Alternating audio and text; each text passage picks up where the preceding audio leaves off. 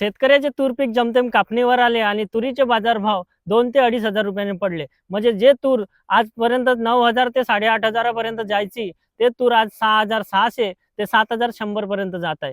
म्हणजे आजपर्यंत जे तूर म्हणजे व्यापारी जे तूर विकत होता, त्या व्यापाऱ्याच्या तुरीला आजपर्यंत भाव मिळत होता 9,000. व्यापारी जगून राहिला आणि शेतकरी मरून राहिला.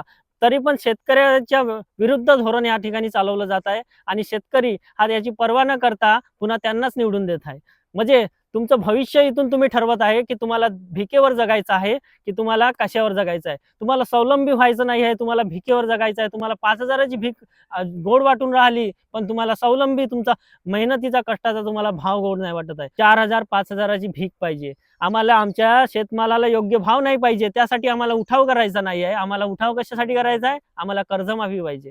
म्हणजे तुम्हाला ते 2 लाखाची 3 लाखाची कर्जमाफी पाहिजे, पण दरवर्षी तुमच्या मालाला जो पाडीत भाव मिळतो, जो तुमच्या मार्केटमध्ये जेव्हा तुमचं सोयाबीन जाते, तुमचा कापूस जाते, तुमची तूर जाते, त्यावेळेस तुमच्या सोयाबीनच्या कापसाचे आणि तुरीचे दर पाडले जाते आणि कवडीमोल भावात तुमचा कापूस खरेदी केला जाते. म्हणजे त्या मालाला तुम्हाला योग्य दर नाही पाहिजे, फक्त तुम्हाला काय पाहिजे? आम्हाला फक्त कर्जमाफी पाहिजे.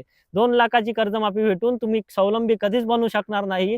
तुम्हाला तुमच्या मालाला जोपर्यंत योग्य भाव मिळत नाही, तुमच्या कष्टाला योग्य मोल मिळत नाही, तोपर्यंत शेतकरी हा स्वावलंबी होणार नाही.